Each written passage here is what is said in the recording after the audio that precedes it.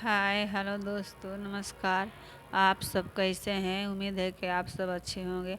आप लोग के साथ जो शादी विवाह में लगन खोला जाता है उसी को लेकर एक गीत लेकर आई हूँ। अच्छा लगे तो सब्सक्राइब कीजिएगा, ज़्यादा से ज़्यादा सपोर्ट कीजिएगा।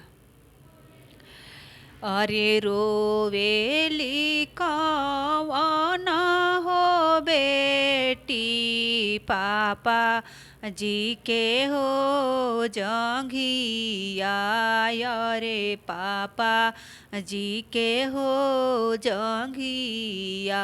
अरे हम के बियहला हो पापा, चोरा वा के हो देसवा।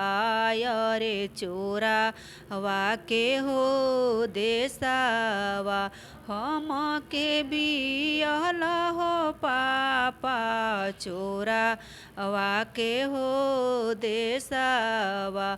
अरे कोई से में होई हो पापा, हम रोहो गुजरवा।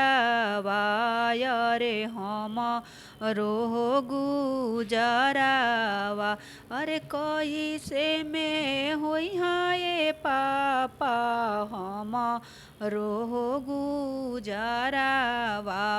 अरे हम रोहो गुजरवा।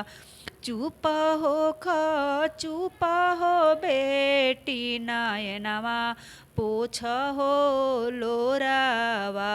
नयनवा पोछ हो लोरावा। चुप हो चुप हो बेटी, नयनवा पोछ हो लोरावा। नयनवा पोछ हो लोरावा।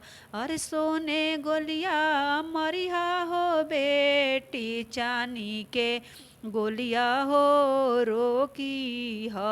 चानी के गोलिया हो रोकी ह। सोने गोलिया मरिहा ये बेटी, चानी के गोलिया हो रोकी ह। अरे चानी के गोलिया हो रोकी ह।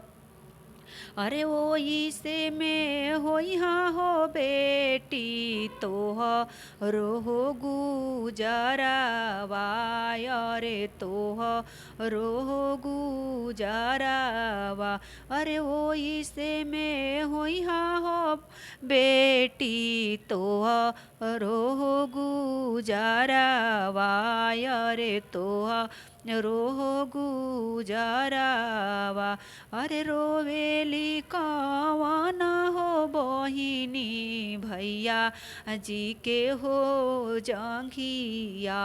अरे भैया जी के हो जंघिया।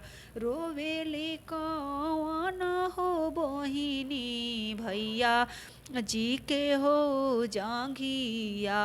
अरे भैया जी के हो जंघिया।